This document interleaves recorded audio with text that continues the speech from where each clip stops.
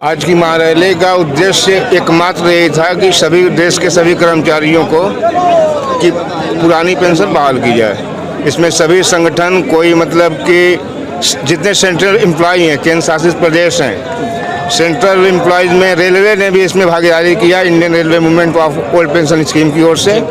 और अब कर्मचारी झंडा डंडा छोड़ के एजेंडे पे आ गया है, जिसका एक एजेंडा है पुरानी पेंशन बहाली। सिर्फ एक मांग है आपकी? सिर्फ एक मांग। तो कब से आप लोग इसकी मांग कर रहे हैं? कितने दिनों से? हम लोग कम से कम 8-9 साल हो गए जी। तो अभी तक क्या लगता है आपको कि कोई सुनवाई हो रही है? नहीं, अभी तक सुनवाई में कुछ सुधार हुए हैं। सुधार नहीं चाहिए, वो पुरानी पेंशन चाहिए, 50% प्लस DA। तो अभी भारत के किस किस राज्य से लोग आए हुए हैं यहाँ पर? जी, जम्मू से, सिक्किम, नागालैंड, मेघालय, कन्याकुमारी, मतलब सभी स्टेट, पूरा जम्मू से कन्याकुमारी तक के सभी central employ, state body, railway सभी हैं। आप बताएं, आप क्या कहना चाहेंगे आज की महासभा? हमारी मांग एक ही है, OPS हमें मिलना है और लेके रहेंगे। 2024 के चुनाव के पहले घोषणा होनी चाहिए कि OPS हम लागू करेंगे, चाहे वो इंडिया गठबंधन से हो, चाहे मोदी जी खुद ही करें, हमें OPS चाहिए। अच्छा, आप लोगों का संघर्ष अगर देखा जाए 2014 के बाद, जैसे बीजेपी केंद्र में आई और अब जाने वाले भी है, या हो सकता है अभी जाए 2024 में? नहीं, हम जाने वाले तो नहीं कहेंगे, लेकिन अगर वो गठन के लिए कहेंगे कि हम आपको OPS दे रहे हैं तो रुकेंगे, नहीं तो फिर जाएंगे। मेरा एक ही माननीय प्रधानमंत्री जी से एक ही हाथ जोड़ के निवेदन है, संगठन के सभी कर्मचारी जो भी हैं सब लोग यही चाहते हैं कि 2024 में मोदी जी पेंशन बहाल करेंगे तो करेंगे, चाहे जिस स्तर से बहाल करेंगे तो करेंगे। और हम मोदी जी के साथ हैं कि 2024 में आप पेंशन बहाल कीजिए।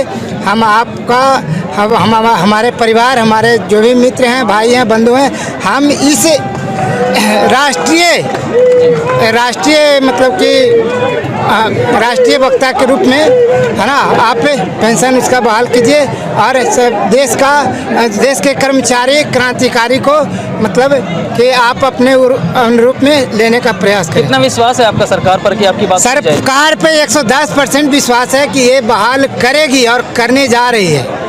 आज हम लोग यहाँ पे national mission for old pension scheme के बैनर तले हम लोग यहाँ उत्तर प्रदेश से सब लोग साथी इकट्ठा हुए हैं। लगभग 6 राज्यों के कर्मचारी यहाँ पर और उनके प्रतिनिधित्वकर्ता लोग यहाँ पर एकत्रित हुए हैं और आज हम लोग एकल मांग अपनी जो हमारी पुरानी पेंशन व्यवस्था बहाली की है, उसी मांग को अपने के लिए मंगवाने के लिए सरकार से अनुरोध करने के लिए आज हम लोग यहाँ पर उपलब्ध हैं। इसकी सरकार है, उसी से मांगा जाता है और हम लोग कर्मचारी यहाँ पे बार बार क्यों इकट्ठा हो रहा है? सिर्फ इसलिए इकट्ठा हो रहा है कि हमारी जो गवर्नमेंट है वर्तमान में, जो राज्य सरकारों की है और या केंद्र सरकार की जो भी गवर्नमेंट है, उससे हमारी यही जरूर मांग है कि उसको जल्दी से जल्दी हमारी पेंशन व्यवस्था बहाल करो। हमारा विश्वास है कि हमारी बात सुनेंगे, हमारा बात बहाल करेंगे। कितनी संख्या में आज लोग थे यहाँ मौजूद? यहाँ पे आज लगभग 5-6 हज़ार आदमी यहाँ पर इकट्ठा था पूरा। मेरा नाम आज़ाद खान है, मैं उत्तर प्रदेश लोक निर्माण विभाग मिनिस्ट्रियल एसोसिएशन का मंडल महामंत्री हूँ अलीगढ़ का। देखिए, आज यहाँ पर हम पुरानी पेंशन बहाली के लिए आज यहाँ पर इकट्ठे हुए हैं, क्योंकि ये हमारा काफ़ी समय से प्रयास चल रहा है। इसके लिए हम जो है तमाम अब तक रैलियाँ कर चुके हैं और कुछ राज्यों में भी बहाल भी हुई है पुरानी पेंशन बहाली, लेकिन जो है ये सरकार जो है इतनी उस पर है कि बहाल करने के लिए तैयार नहीं है। हमारा केंद्र सरकार से, राज्य सरकार से, माननीय मुख्यमंत्री जी योगी आदित्यनाथ जी एवं माननीय प्रधानमंत्री जी से हमारा अनुरोध है कि पुरानी पेंशन बहाली के लिए प्रयास करें और हम लोगों की पुरानी पेंशन बहाल करें। तो क्या उम्मीद लगती है आपको कि क्या आपकी पुरानी उम्मीद नहीं? देखिए, जिस तरह से हमारा ये प्रोग्राम चल रहा है और अलग अलग राज्यों में चल रहा है, हमें उम्मीद नहीं, 110% उम्मीद है कि एक दिन बहाल करनी पड़ेगी पुरानी पेंशन बहाल। क्योंकि अब तक अभी जो इलेक्शन हुए थे इन 5 राज्यों में, इलेक्शन में आपने भी देखा, सभी लोगों ने देखा जिस तरह से बैलेट पेपर से जो चुनाव हुए थे, मध्य प्रदेश में 230 सीटों में से 199 सीटों पर जो है बैलेट पेपर से समर्थन जो है OPS को मिला था, यानी जो पार्टियां OPS को समर्थन कर रही थी उनको बहुमत मिला था। ऐसे ही जो है राजस्थान में 199 सीट में से 130 सीटों पर जो है यानी समर्थन, तो OPS का मुद्दा कहीं हारा नहीं है, OPS का मुद्दा हर जगह जीता है।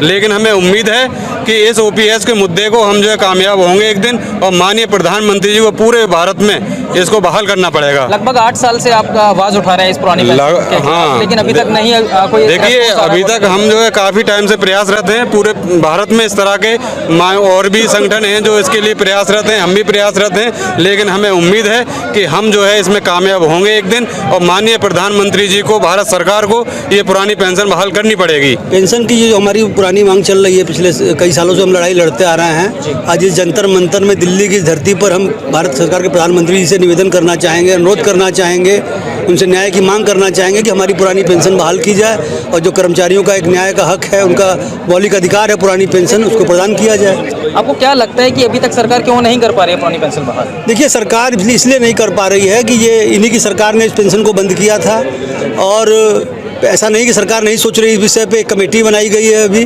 कुछ ना कुछ इनके अंदर खाने में चल रहा है, और जिस तरह से इनको जनता का समर्थन मिल रहा है, कई राज्यों में सरकार आ रही, सरकार चिंतित है इसके लिए। ये बातें अंदर से अंदर खाने की जो खबरें हैं, और कुछ ना कुछ होगा। ये प्रदर्शन उसी लिए है, ये आज रैलियाँ इसीलिए हम लोग कर रहे हैं कि जो सरकार थोड़ी बहुत सोई हुई है, इन रैलियों के माध्यम से जागृत हो और वहाँ तक संदेश पहुँचे कि नहीं, कर्मचारी अब उद्वेलित है, आंदोलित है, और ये इसके लिए संघर्षरत है। आपको क्या लगता है 2024 में किसकी सरकार आएगी?